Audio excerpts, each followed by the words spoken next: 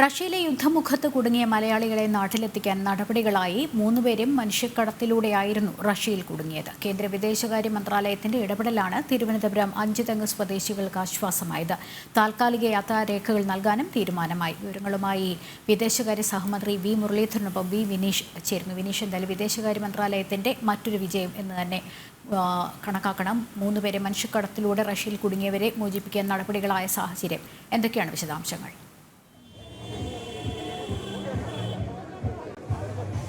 തീർച്ചയായിട്ടും ലക്ഷ്മി, വലിയ തിരക്കിൽ തന്നെയാണ് വി മുരളീധരൻ NDA സ്ഥാനാർത്ഥി ഉള്ളത്. അദ്ദേഹത്തോട് തന്നെ നമുക്ക് ചോദിക്കാം.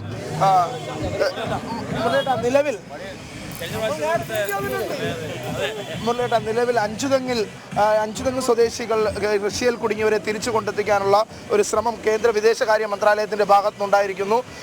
താങ്കളുടെ ഒരു ഇടപെടലാണ് അത്തരത്തിൽ പെട്ടെന്ന് ഇവരെ തിരിച്ചെത്തിക്കാനുള്ള ഒരു സുഗമമായ ഒരു ഇടപെടൽ ഉണ്ടായെന്നൊരു വിലയിരുത്തലാണ് ഇപ്പോൾ ഉണ്ടാകുന്നത്. എന്താണ്? രണ്ടുപേരുടെ കാര്യത്തിൽ അവര് യുദ്ധമുഖത്ത് നിന്ന് സുരക്ഷിതമായി ഇന്ത്യൻ എംബസിയിൽ എത്തിയിട്ടുണ്ട്. അവരെ തിരിച്ചെത്തിക്കാൻ വേണ്ടിയിട്ടുള്ള നടപടികൾ കൈക്കൊണ്ടുവരികയാണ്. 4 പേരാണ് കുടുങ്ങിക്കിടക്കുന്നത്. അവരുടെ ബാക്കിയുള്ളവരെ സംബന്ധിച്ചുള്ള കൂടുതൽ വിവരങ്ങളുള്ളവരുടെ കാര്യത്തിൽ ഔദ്യോഗിക മാർഗങ്ങളിലൂടെയുള്ള ശ്രമങ്ങൾ തുടരുകയാണ്. ഈ 2 പേർക്ക് പാസ്പോർട്ട് റഷ്യ അതിന്റെ നടപടികൾ നടന്നുകൊണ്ടിരിക്കുക. ഉടനെ തന്നെ അവർ തിരിച്ചെത്തുമെന്ന് എന്നാണ് എൻ്റെ പ്രതീക്ഷ. വിദേശകാര്യ മന്ത്രാലയത്തിൽ കൂടുതൽ എന്തെങ്കിലും പ്രേക്ഷകരിലേക്ക് അവരിവിടെ എത്തട്ടെ എന്നതിന്റെ ബാക്കി കാര്യം.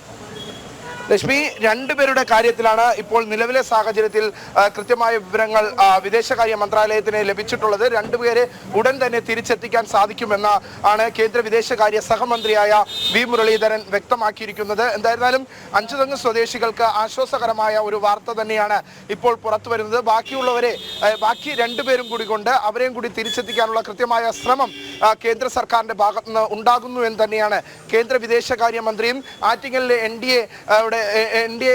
NDA സ്ഥാനാർത്ഥിയുമായ വി മുരളീധരൻ ഇപ്പോൾ വ്യക്തമാക്കിയിരിക്കുന്നത്. ലക്ഷ്മി വിവരങ്ങൾ നൽകിയത്.